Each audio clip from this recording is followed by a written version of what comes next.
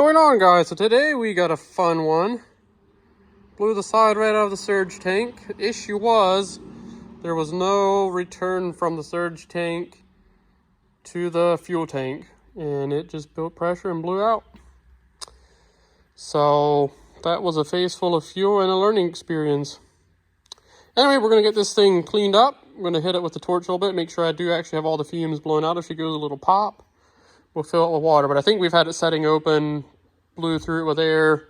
So I think we'll be fine to weld, but I'm going to hit it from a distance with a little bit of the torch, kind of warm it up, and then we'll get it beat back together and re-welded and run a return to the fuel tank, and we shouldn't have this issue anymore. So let's get to it. Welding fuel tanks is always fun, so we're going to hit it with some fire, and if it's going to go boom, it'll do it now.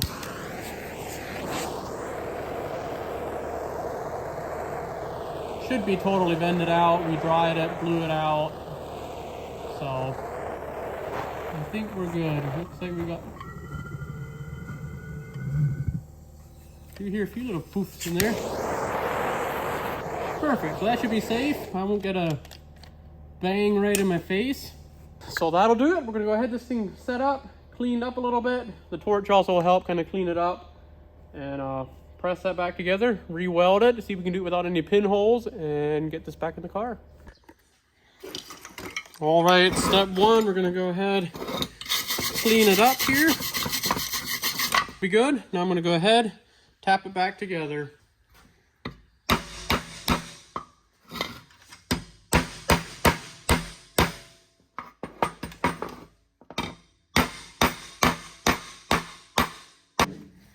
Now we're going to hit it with some acetone.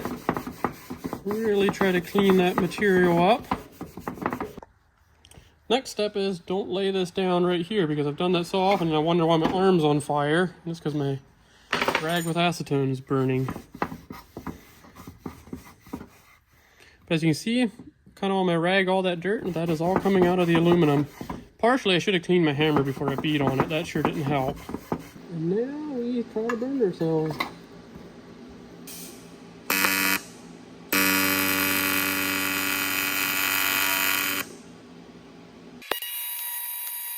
All right, so here we go.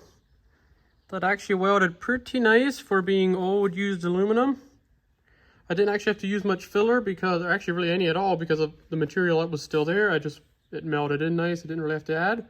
So hopefully we got no pinholes. I kind of started back quite a ways behind where the crack was and then ran it past. So we're gonna find out soon enough, no doubt. So guys, if you like that video, if you like little tech, kind of what I do around the shop, comment below that you want to see more of this, and I'll try to shoot more of the day-to-day little projects and things that I do. So for now, comment, like, subscribe, do all the things. Check out our Instagram if you haven't. A lot of this little short stuff ends up on there, and we'll see you on the next one.